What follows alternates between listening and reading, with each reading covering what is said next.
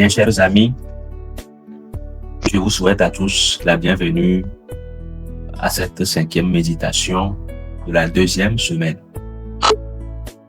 Pour ces 2 derniers jours, je vous propose de méditer sur la question suivante. Comment répondre à l'appel à la conversion?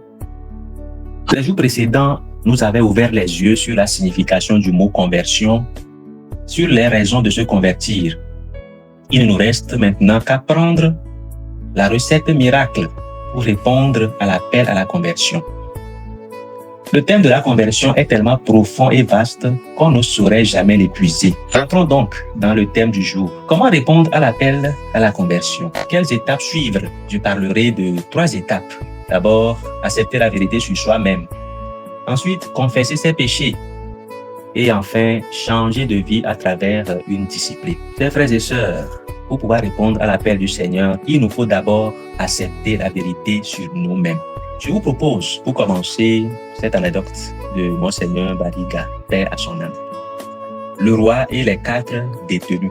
C'est un roi qui visite une prison. Il est accompagné par le directeur de la prison et on lui présente quelques détenus. Et chaque détenu, voyant le roi, voulait formuler une requête, naturellement la requête de la libération. Voilà le premier détenu auquel le roi pose cette question. « Mon enfant, qu'est-ce que tu viens faire ici? Pourquoi es-tu en prison ?» Il dit, « Ah, mon roi, je suis très heureux que vous me posiez cette question parce que je suis un homme juste. Je suis en prison à cause d'une conspiration qui a été montée contre moi. Ce sont mes ennemis qui ont inventé une histoire et finalement on m'a jeté en prison.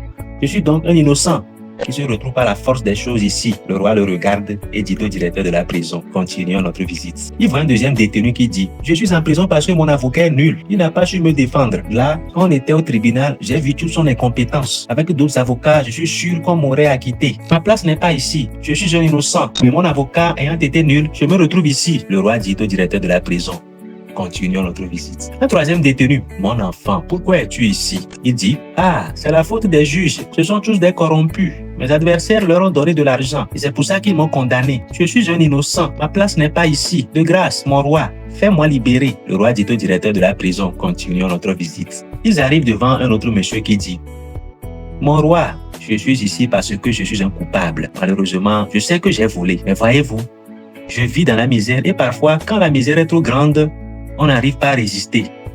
J'ai volé de quoi me nourrir. Mais aujourd'hui, j'ai compris la leçon. Je sais que ma place est ici.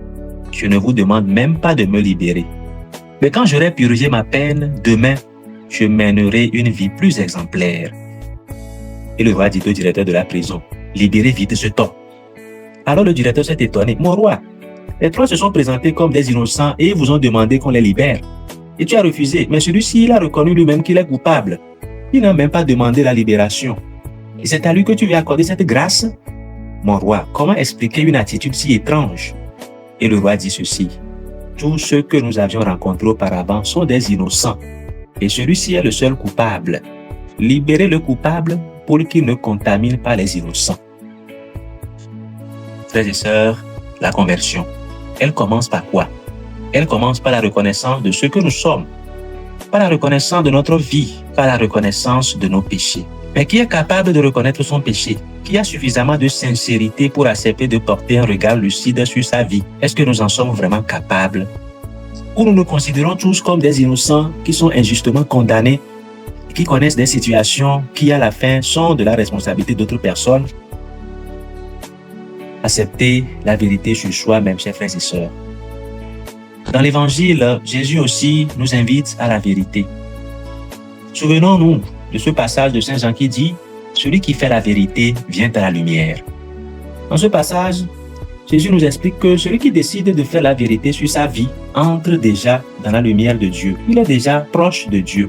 Dans un autre passage, lors de la guérison de l'aveugle, Jésus disait aux pharisiens « Si vous étiez des aveugles, vous n'auriez pas de péché.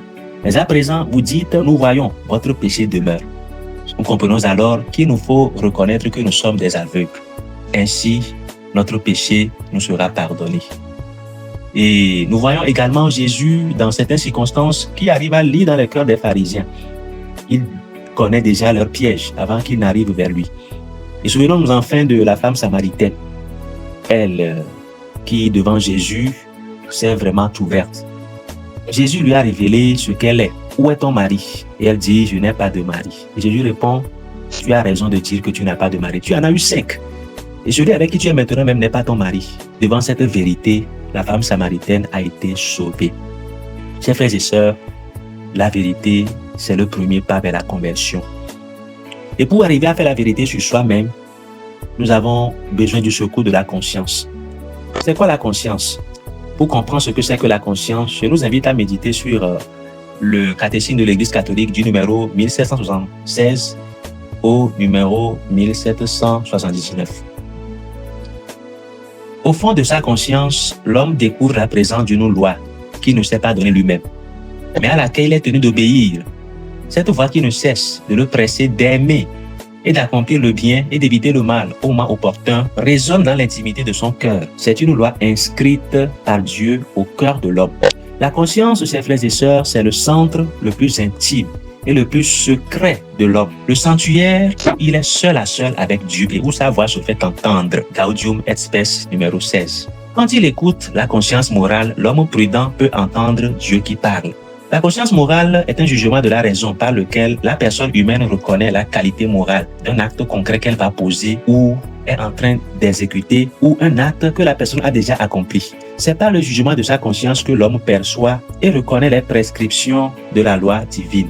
La conscience est une loi de notre esprit, mais qui dépasse notre esprit. Elle est la messagère de celui qui, dans le monde de la nature, comme celui de la grâce, nous parle à travers le voile, nous instruit et nous gouverne. La conscience est le premier de tous les vicaires du Christ. Ça, c'est une citation de Newman dans sa lettre au duc de Norfolk, numéro 5. Alors, chers frères et sœurs, comprenons aussi qu'il importe à chacun d'entre nous d'être assez présent à lui-même pour entendre et suivre la voix de sa conscience. Nous avons souvent tendance à fuir ces moments de cœur à cœur, de vérité avec le Seigneur dans notre conscience. La vie nous expose souvent à nous soustraire à toute réflexion, examen ou retour sur soi-même. Il ne peut y avoir conversion si nous refusons de passer par là. Plus la vie nous donne des raisons de fuir ces moments de vérité, plus nous devons être assez vigilants pour y recourir. Il en va de notre salut. Saint Augustin affirme également dans son traité sur l'évangile de Saint Jean, « Fais retour à ta conscience, interroge-la. Retournez, frères, à l'intérieur et en tout ce que vous faites, regardez le témoin Dieu. Pour accorder le pardon à quelqu'un, il faut que la personne reconnaisse vraiment son tort. Puissions-nous alors faire la vérité sur nous-mêmes avec la grâce de l'Esprit Saint. Prions. Seigneur Jésus, toi qui as regardé avec miséricorde la femme adultère, viens poser ton regard sur mon cœur. Toi qui as révélé la vérité à la femme samaritaine, regarde-moi avec compassion. Donne-moi le courage de ne pas fuir ma vérité, mais de reconnaître mes faiblesses, mes manques d'amour et tout ce qui m'éloigne de toi. Éclaire ma conscience par ton esprit, afin que je ne me justifie pas, mais que je me laisse transformer par ta miséricorde.